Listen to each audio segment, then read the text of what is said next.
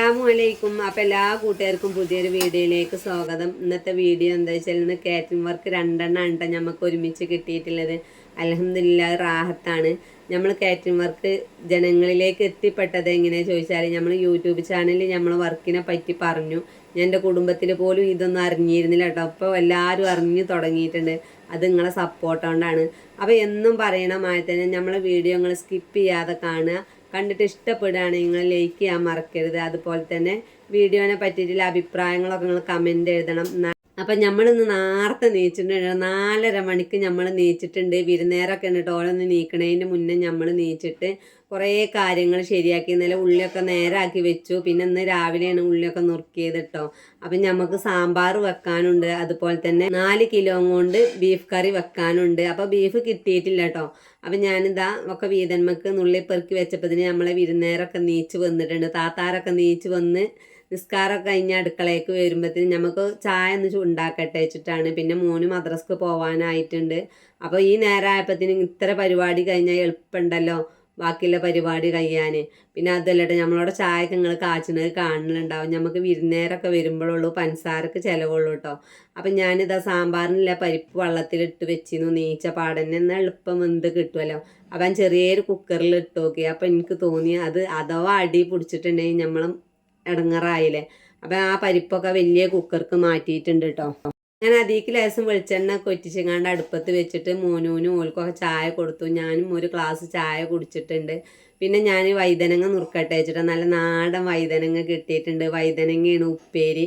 ഒക്കെ എളുപ്പം ചെയ്യാൻ കേട്ടോ. വിരുന്നേരുണ്ടെങ്കിൽ നമുക്ക് പണിയെടുത്താൽ കഴിയൂല. അപ്പം ഞാൻ ഓലോട് പറഞ്ഞു ചായ കുടിച്ചിട്ട് നിങ്ങളൊക്കെ ഒന്ന് അടുക്കളയിൽ നിന്ന് പോയി തരിക, എനിക്ക് ചെയ്യാനുള്ള പണി ഞാൻ ചെയ്തുകൊണ്ട് എന്ന് പറഞ്ഞു. അപ്പോൾ ഓല് കഷ്ണങ്ങളൊക്കെ ഓല് നേരാക്കി തരുന്നു. ചെറുള്ളി വെളുത്തുള്ളിയൊക്കെ ഓല് തൊളിച്ച് തരുന്നുണ്ട് കേട്ടോ. അപ്പം നമ്മളിതാ വെണ്ടയ്ക്കയും അതുപോലെ തന്നെ മുരിങ്ങാക്കായും വൈതനങ്ങയൊന്നും നമ്മൾ സാമ്പാർ വെക്കുമ്പോൾ അതിൻ്റെ ഒപ്പം ഇടാൻ പറ്റൂലല്ലോ. അപ്പോൾ അതൊക്കെ നുള്ളി പെറുക്കിങ്ങാണ്ട് വേറൊരു പാത്രത്തേക്ക് വെക്കട്ടെ വെച്ചിട്ടാണ്. 2 വെണ്ടക്കുള്ളൂ. പിന്നെ എന്താ വെച്ചാൽ നമ്മൾ എന്ത് കാറ്ററിംഗ് വർക്ക് എടുക്കുമ്പോഴും സാധനങ്ങൾ ഓല് കൊടുന്ന് തരലാണ് കേട്ടോ. അല്ലാതെ നമ്മൾ എടുത്ത് വെക്കലല്ല. അപ്പോൾ അതാ പരിപ്പ് അതിൻ്റെ ഇടക്ക് വെന്തിട്ടുണ്ട്. അപ്പം നല്ല ഒരതി ഉടച്ചാലേ നമ്മളെ സാമ്പാർ നല്ല രസം ഉണ്ടാവും. നല്ല വേവിച്ച് നല്ല ഒരതി ഉടക്കണം. അങ്ങനെ കഷ്ണങ്ങളൊക്കെ ഞാൻ അതിക്കിട്ടിട്ട് നമ്മളെ കേങ്ങ് ഇതാ തോല് കളയാതെ സാമ്പാറിൽ ഇടുകയാണ് നല്ലത്. എന്നാൽ അതിൻ്റെ വിറ്റാമിൻ നമുക്ക് കിട്ടും ചെയ്തോളും. പിന്നെ അതുമല്ല കിഴങ്ങ് നമ്മൾ തോല് കളഞ്ഞിട്ടിട്ടുണ്ടെങ്കിൽ നമുക്ക് സാമ്പാറിൽ അതുകൊണ്ട് കലങ്ങും. അത് വേണ്ടല്ലോ വെച്ചിട്ട് എങ്ങനെ ചെയ്യണം കേട്ടോ. പിന്നെ ഞാൻ തക്കാളിയൊക്കെ വലുതാക്കി നുറുക്കിയിട്ടുണ്ട് സാമ്പാർക്ക്. അപ്പോഴാണ് ആ സാമ്പാർ നമ്മൾ കല്യാണപ്പെരേന്നൊക്കെ കൂട്ടുന്ന സാമ്പാറാണ് കേട്ടോ ഇത് വെക്കുന്നത്. പിന്നെ ഒരു പൊടി വെളുത്തുള്ളി ഇട്ട് കൊടുത്തു. അതുപോലെ തന്നെ ചെറുള്ളി 2-3-4 ഇട്ട് കൊടുത്തിട്ടുണ്ട്. പിന്നെ ലേശം പുളിമ്പാട പാർന്നിട്ട് അതിൽ ലേശം ഉപ്പൊക്കെ ഇട്ടുകൊണ്ട് നല്ലോണം ഇളക്കിങ്ങാണ്ട് ഇതാ ഈ പാകത്തിലാക്കി കുക്കറിൽ വെച്ചു. അപ്പം ഞാൻ ഈ കുക്കറും മാറ്റും കേട്ടോ. ഈ കുക്കറിൽ വെച്ചപ്പോൾ ഒരുപാടുണ്ട്. പിന്നെ കറി ഉണ്ടായിക്കോട്ടെ എന്ന് പറഞ്ഞിട്ടുണ്ട്. ബീഫ് കറി വെക്കണോലും പറഞ്ഞിട്ടുണ്ട് തോനെ കറി ഉണ്ടായിക്കോട്ടെ, സാമ്പാറും തോനെ വേണമെന്ന് പറഞ്ഞിട്ടുണ്ട് കേട്ടോ. അങ്ങനെ നമുക്ക് ബീഫൊക്കെ കൊടുന്ന് നിന്നിട്ടുണ്ട് കേട്ടോ. അപ്പോൾ അതൊരു പാത്രത്തേക്ക് ഇട്ടപ്പോൾ നല്ല ഇറച്ചിയാണ് തോന്നുന്നു. അപ്പോൾ അത് വലിയ കഷ്ണങ്ങളൊക്കെ ഉണ്ടായിരുന്നു. അതൊക്കെ ഞാനൊന്ന് നുറുക്കി ഉണ്ടാക്കി. പിന്നെ നുറുക്കണമെങ്കിലൊക്കെയാണ് നമുക്ക് പണിയെടുക്കാൻ കുറച്ച് വഴുകുള്ളൂ. അപ്പോൾ അത് ഞാൻ വെള്ളത്തിലിട്ട് വെച്ചിട്ടുണ്ട്. ആ ചോരയൊക്കെ ഒന്ന് പൊയ്ക്കോട്ടെ വെച്ചിട്ട്. പിന്നെ നമുക്കിന്ന് ചായക്ക് കടി ഇതാ പൊറാട്ടേന് കേട്ടോ. വിരുന്നേരമൊക്കെ ഉള്ളതല്ലേ. പിന്നെ നമുക്ക് പത്തിരി ഒന്നും ചൂടാൻ ഇന്ന് നടക്കൂല. പത്തിരിയൊക്കെ വിരുന്നേര് വന്നാൽ ഞാൻ ചുടലുണ്ട്. ഇന്നിപ്പോൾ എല്ലാ പണിമ്പാടും നമുക്ക് നടക്കൂല. അപ്പോൾ പൊറാട്ട വാങ്ങിയപ്പോൾ ലേശം മസാലക്കറി കിട്ടിയിട്ടുണ്ട്. അപ്പം ഞാൻ മോനൂനില്ലത് ആദ്യം ചൂടാക്കിയിട്ട് ഓനിക്കൊരു പാത്രത്തിലിട്ടേക്ക പിച്ചി മുറിച്ചിട്ടേക്കണം. എന്താ വെച്ചാൽ ഓൽക്കൊക്കെ അങ്ങനെയാണ് ഇഷ്ടം. അപ്പോൾ അത് ചൂടാക്കി ഓനിക്ക് തിന്നാൻ കൊടുക്കുകയും ചെയ്യുക. പിന്നെ ഇനി വേറെ ഒന്ന് ചൂടാക്കണം. എന്താ വെച്ചാൽ ഓനിക്ക് സ്കൂൾക്ക് കൊണ്ടുപോകാനാണ് കേട്ടോ.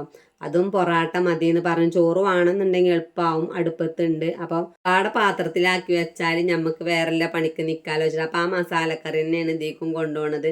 സാമ്പാർ ആയിട്ടില്ല കേട്ടോ. സാമ്പാർ ആയാൽ ലേസായി നിന്ന് എടുക്കാമായിരുന്നു. അപ്പോൾ സാമ്പാർ ഇന്ന് ലേസം എടുക്കാൻ പറഞ്ഞിട്ടുണ്ട്. അപ്പോൾ പിന്നെ നമുക്ക് ലേസൊക്കെ എടുക്കാമല്ലോ.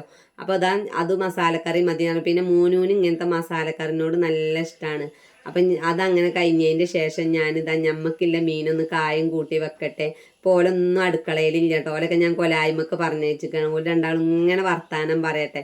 ഓല അടുക്കളയിൽ നിന്ന് വർത്താനം പറയുമ്പോൾ എൻ്റെ ഒരു പണി നീങ്ങില്ല. പിന്നെ വർത്താനത്തിന് ഒട്ടും മോശമല്ല ഞാനും. ഇരുന്നാൽ നമുക്ക് വർത്താനം പറഞ്ഞാൽ നേരം പോണ അറിയില്ല. അപ്പോൾ നമ്മൾ ചോറ് ഇതാ വെന്തിട്ടുണ്ട്. ഞാൻ പറഞ്ഞല്ലോ അടുപ്പത്തുണ്ടെന്ന്. ചോറ് വെന്തു. അപ്പം ഞാനിനി വൈതനങ്ങ അടുപ്പത്ത് വെക്കട്ടെ. വൈതനങ്ങ നീച്ചപ്പാട് ഞാൻ നുറുക്കി വെള്ളത്തിലിട്ടിരിക്കുന്നു. അപ്പം അതിൻ്റെ കട്ടൊക്കെ നല്ലോണം പോയിട്ടുണ്ടാവും കേട്ടോ. ഇടയ്ക്ക് നമ്മളെ സാമ്പാറിനുള്ള കഷ്ണം വെച്ച കുക്കർ ഒരു വിസിൽ അടിച്ചിട്ടുണ്ട് കേട്ടോ. അപ്പോൾ സാമ്പാർ കഷ്ണം പിന്നെ വല്ലാതെ വേവില്ല കഷ്ണമൊന്നുമല്ല. അപ്പോൾ ഒരു വിസിൽ അടിച്ചപ്പോൾ ഞാൻ ഓഫാക്കി വെച്ചു. അത് അങ്ങോട്ട് എടുത്ത് വെച്ചപ്പോൾ നല്ല വെന്ത് വന്നിട്ടുണ്ട്. അപ്പം ഞാൻ അയർ കുറച്ച് ഒഴിവാക്കി. കാരണം ഞാൻ കുറച്ചും പാടെ കഷ്ണങ്ങൾ ഇടാറുണ്ടല്ലോ. കാരണം മുരിങ്ങാക്കായും വെണ്ടയ്ക്കും വൈതനങ്ങയൊന്നും ഇട്ടിട്ടില്ല. അപ്പോൾ അതും പാടെ ഇട്ടിട്ട് ഒന്നും പാടെ അടുപ്പത്ത് വെക്കണം. അപ്പത്തിന് നമ്മൾ മീൻ ഇപ്പുറത്ത് അടുപ്പത്ത് വെച്ചു. എളുപ്പം പരിപാടി നോക്കിയാൽ നമ്മൾ എന്നും കുളിച്ച് കയറുന്ന നേരത്തെ നമുക്ക് കുളിച്ച് കയറാം. അപ്പോൾ അത് വലിയ കുക്കറിൽ തന്നെ ഉണ്ട് സാമ്പാറും വെച്ചിരിക്കുന്നത്. ഈ കുക്കർ ഞാൻ എടുക്കുക തന്നെ ചെയ്തിരുന്നില്ല. ഇപ്പം എനിക്ക് എങ്ങനെയാലും ഈ കുക്കർ വലിയൊരു ഉപകാരമായി. പിന്നെ നമ്മൾ സാമ്പാർ പൊടി ഇടേണ്ടത് എപ്പോഴാണെന്ന് വെച്ചാൽ നമ്മൾ സാമ്പാർ വെക്കുമ്പോൾ കഷ്ണങ്ങളൊക്കെ വെന്ത് നമ്മൾ മാങ്ങാ നേരത്താണ് കേട്ടോ സാമ്പാർ പൊടി ഇട്ടത്. പിന്നെ ഞാൻ ലേസം കായ ഇട്ടിട്ടുണ്ട്. പിന്നെ നമ്മൾ കടുകും ഉണക്കമുളകും വേപ്പിൻ്റെ ഇട്ട് കടുക് പൊട്ടിച്ചിട്ടുണ്ട്. അപ്പം ഞാൻ പാത്രത്തേക്കും ആക്കി വെച്ചിട്ടുണ്ട് കേട്ടോ. ഇനി പിന്നെ എളുപ്പമുണ്ടല്ലോ, പിന്നെ അങ്ങനെ എടുത്തു കൊടുത്താൽ മതി. അപ്പം എന്നിട്ട് കുക്കറൊക്കെ മൂറി കൊടുന്നിട്ട് ഇനി ബീഫ് വെക്കട്ടെ വെച്ചിട്ടാണ് കേട്ടോ. ബീഫ് വെക്കണ എങ്ങനെയാ വെച്ചാൽ ഉള്ളിയും തക്കാളിയൊക്കെ കുഴച്ചിങ്ങാണ്ട് ഇറച്ചി ഇതിൻ്റെ ഒപ്പിട്ടിങ്ങാണ്ട് മസാല ഒക്കെ ഇങ്ങാണ്ട് കുഴച്ച് വെക്കാണ്. എന്നാലും ബീഫ് കറി നല്ല രസം ഉണ്ടാവും. അതിനാണ് രസം കൂടണമെന്നുണ്ടെങ്കിൽ നമ്മൾ ചെറിയൊരു ഇതും പാടുണ്ട്. അതെന്തായാലും ഞാൻ പറഞ്ഞു തരാം. ഇത് എന്താ വെച്ചാൽ ഇത് ഇങ്ങനെ അടുപ്പത്ത് വെച്ചാൽ നമുക്ക് ബാക്കിയുള്ള പരിപാടിക്ക് നിൽക്കാച്ചിട്ടാണ്.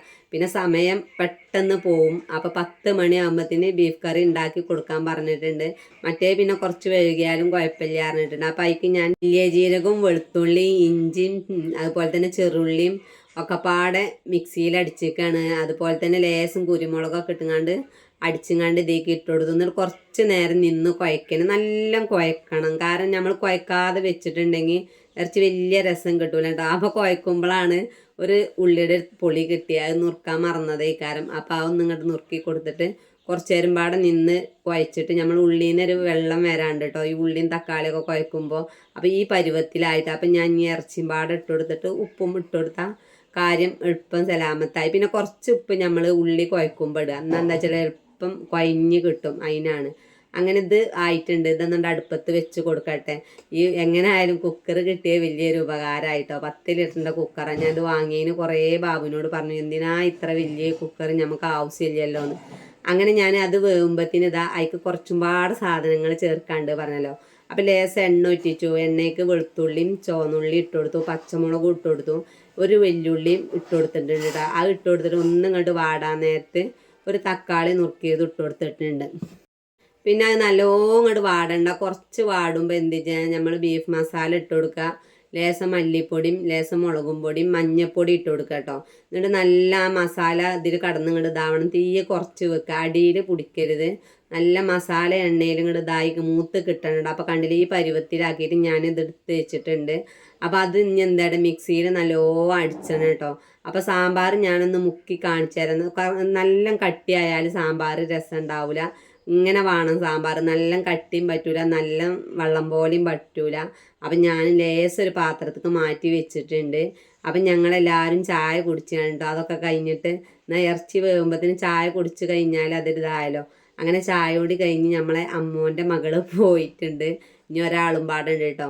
അപ്പം ഞാനിതൊന്ന് അരച്ച് എടുക്കട്ടെ. കാരണം ചൂടാറിയിട്ട് അരക്കാന്ന് പറഞ്ഞുകൊണ്ട് ഞാൻ അങ്ങനെ വെച്ചതാണ്. അങ്ങനെ ഞാൻ അത് നല്ല അരക്കുക, നല്ല നെയ്സ് പോലെ അരക്കുക. അപ്പോൾ ചായയുടെയൊക്കെ കഴിഞ്ഞിട്ടാണ് പിന്നെ കുക്കറൊന്ന് തുറന്ന് നോക്കിയത്.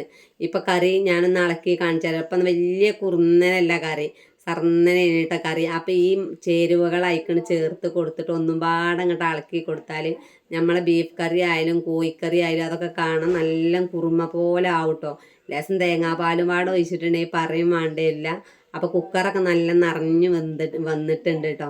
എന്നിട്ട് ഞാനത് തിളക്കുമ്പോൾ എന്നിട്ട് ലേശം ഗരം മസാലപ്പൊടി ഇട്ട് കൊടുത്തു. എന്നിട്ട് കുറച്ച് നേരം പാടെ കത്തിച്ച് വെച്ചു. അങ്ങനെ ബീഫ് കറിയുടെ പരിപാടി കഴിഞ്ഞു. ഞാൻ തൂമിക്കണം കേട്ടോ.